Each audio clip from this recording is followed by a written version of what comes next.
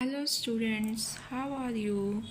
आज का बेटा हमारा टॉपिक रहेगा पीपीसी कर्व, जिसकी फुल फॉर्म है प्रोडक्शन पॉसिबिलिटी कर्व।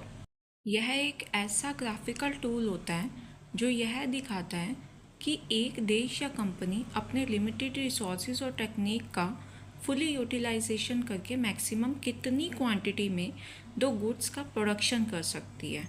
अगर मैं तुम्हें इजी वर्ड्स में कहूँ तो ये हमारे पास जितने भी रिसोर्सेज हैं उससे हम क्या क्या और कितना बना सकते हैं, इसके बारे में हमें पीपीसी कर्व के थ्रू पता चलता है।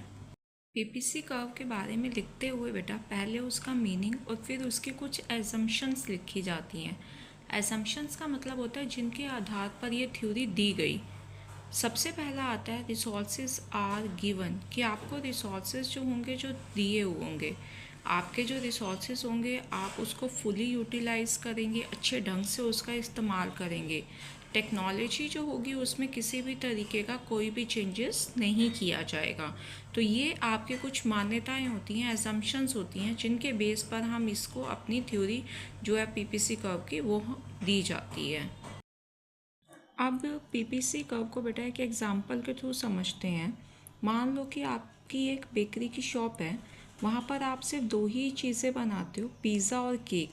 आपके पास ओवन भी है, मैदा भी है, काम करने वाले जो वर्कर्स हैं वो भी हैं, बट ये चीज़ें आपके पास लिमिटेड हैं, ठीक है, क्योंकि ये हमारे रिसोर्सेज हैं प्रोडक्शन करने के लिए। अगर आप अपने सभी जितने भी वर्कर्स हैं और ओवन है उन्हें सिर्फ पिज़्ज़ा बनाने में लगा देते हो, तो मान लेते हैं कि आप पूरे दिन के अंदर 30 पिज़्ज़ा बना लेते हो, ठीक है। तो जब आपने सारे वर्कर सब चीज़ें जो हैं वो पिज़्ज़ा बनाने में लगा दिया, तो इसका मतलब केक का प्रोडक्शन तो ज़ीरो हो गया, ठीक है, क्योंकि उस पर तो हमने लेबर करी ही नहीं ना। और अगर आप चाहते हो कि दुकान पर कुछ केक भी बने, तो अब आप क्या करोगे, कुछ जो वर्कर्स होंगे उन्हें पिज़्ज़ा से हटा करके और केक बनाने में लगा दोगे, जिसकी वजह से क्या होगा, पिज़्ज़ा की क्वांटिटी कम हो जाएगी और केक की क्वांटिटी ज़ीरो से कुछ बढ़ जाएगी।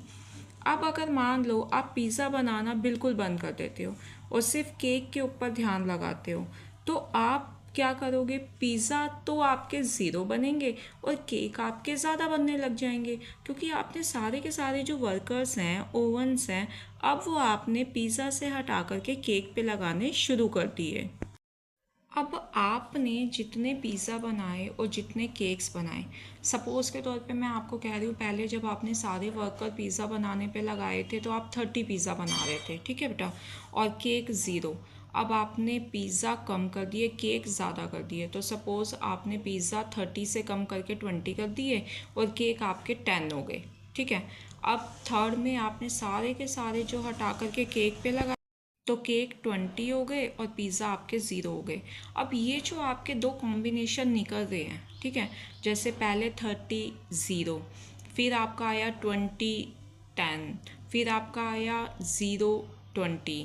तो इस तरीके से क्या होगा, ये जो कॉम्बिनेशन होंगे ना, जब आप इसको ग्राफ पे डिनोट करोगे इन कॉम्बिनेशंस को, तो उससे जॉइंट करके पॉइंट्स को जो लाइन बनती है ना, वही बेटा आपकी पीपीसी लाइन कहलाती है, मतलब प्रोडक्शन पॉसिबिलिटी कर्व कहलाता है।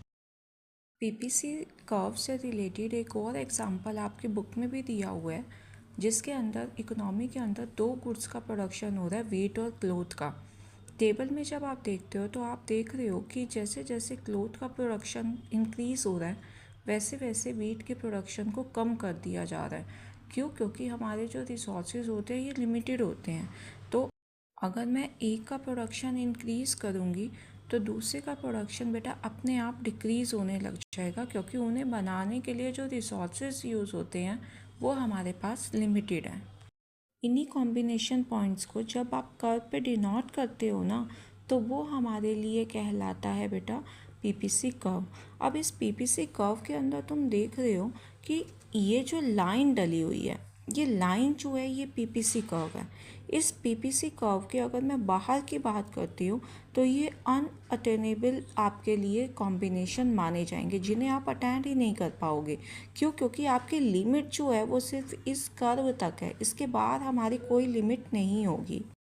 और अगर मैं इस कर्व के अंदर इस पोर्शन की बात करती हूँ तो ये पोर्शन जो होगा ये अटेनेबल है, मतलब इसमें से कोई भी कॉम्बिनेशन हम अटेंड करेंगे तो इसका मतलब है कि हम अपने रिसोर्सेज का फुली यूटिलाइजेशन नहीं कर रहे, ठीक है।